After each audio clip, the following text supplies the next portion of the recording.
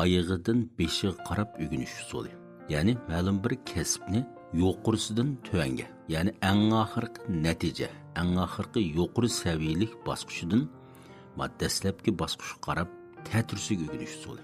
Hamda hozir ma'rif jarayoni, ondan ishga o'rnatishish, ma'lum bir kasbning ahli bo'lish, mutaxassis bo'lish. Ma jarayon hozir bek uzrab ketdi. Neycan deymizda? Ma'rif hozir eng ig'ir neycan bo'layotgan, raqobat eng kuchli bo'layotgan kasblar. Masalan, bir odam ma'lum bir kasbda o'qiydi. Ham o'rta maktabni hisob qilmaydi. O'rta maktab ham o'rtaq ma'rif.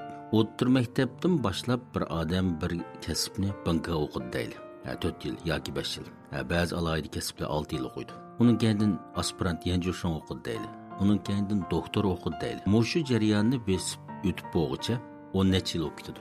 10 yildan ortiq vaqt ketadi. Shuning bilan bu odam 30 necha yoshga kiradi. Hamda hozirgi talab bo'yicha bo'lgan vaqtida siz ma'lum bir kasbda doktor o'qisingizmi, bu kasbning mutaxassisi bo'lolmaysiz.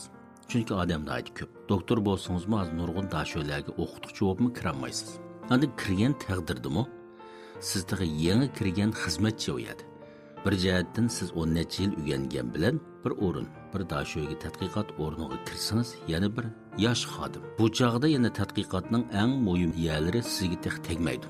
Ya'ni umumiy bir o'rin bo'lgandan keyin u yerda yuqori salohiyatlik, cho'ng yoshlik, cho'ng unvonli odamlar asosli ishni qiladi. Shuning bilan kirib yana boshqadan unvon elib, boshqadan tirishib yana bir mazgil 5-10 yil tirishgandan keyin ondan bir odam bir kasbninki mutaxassisiga aylandi.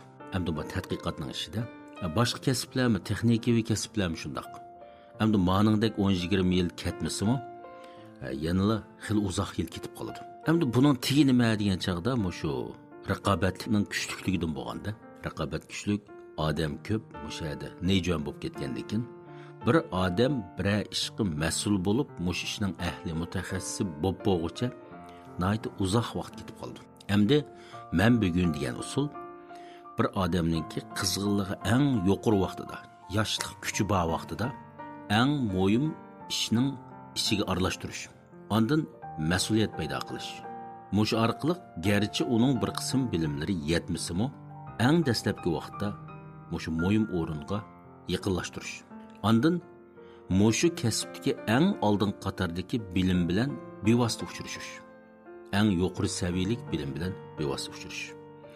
Ondan bir mazgil uchrashgandan keyin mush kasbga ozroq kirgandan keyin ondan kam narsalarni bir-birlab to'liqlash. Ta'tirsiz o'rganishda bu xil usul hozir bir qism shirkatlarda yoki xalqarodagi ba'zi o'rinlarda sinab qilinadi. Ham muvaffaqiyatli bo'lganlar bor. Men buni sinab qilmoqchi. Masalan, bir odam bir kasbga qiziqdi deydi. Qiziqqandan keyin bu odamda albatta ma'lum bir mazgillik jug'lanma bo'lish kerak. Tarbiyalanish, asta-asta o'qib, yig'adigan bilim bo'lish kerak. Bunisi rost. Lekin hozir hamma odam ko'p, raqobat kuchli bo'lib ketgandan keyin bir odam bir ishga mas'ul bo'lib, muhimroq o'rniga chiqib bo'lguncha yomon uzun vaqt ketadi. Bu ishningki yaxshi tarafim bor, yomon tarafim bor. 8-oyning 5-kuni Qashqardagi leksiyaga qatnashmoqchi bo'lsangiz, tövandagi undidor bilan aloqalashing. Ham yaxshi tarafi albatta nurg'un bilimni to'liq o'rgandi. Ham kamchilik tarafi nima degan chaqda, odam mush ishga qattiq qiziqqan bir yoshlikning kuchi va qizg'inligi yuqori vaqtida bir muhim bosqichga kirolmaydi. Ondan ba'zilari unvonlarni elib, yuqori unvonlarni elib bo'g'icha yesh cho'ngib ketadi. Ondan qizg'inlikmi tuvallab qoladi. Bu oraliqda nurg'un bir ishlar chiqadi, ba'zilari ko'ngilsiz degandek ortiqcha raqobat, baslashish, bir ishlar ta'sir qildi odamga. Hamda mushunga asosan mana ta'tirsiga yosh bolalarni bevosita mushu kasbning eng yuqori saviyasi bilan eng tez suratda uchrashtirib bo'lgandan keyin ondan ta'tirsiga tarbiyalash. Hamda bir odamningki qizg'inligi, yangilik yaratish kuchida mana ikki kuch bor. Energiya borda. Birisi qiziqish, qizg'inlik. Yana birisi mas'uliyat. Mush ikki narsa bo'lsa, odamda ajoyib kuch bo'ladi. Ham qizg'inlik degan shu yosh vaqtida odamda kuchlik bo'ladi. Ma'lum bir kasbga qiziqdi. Ammo bu jamiyat tartibi bo'yicha har qanday kasbning bir jarayoni bo'lgandan keyin odam qattiq qiziqqan vaqtida muhim o'rin tegmaydi. Ondan mas'uliyat degan yomon narsa.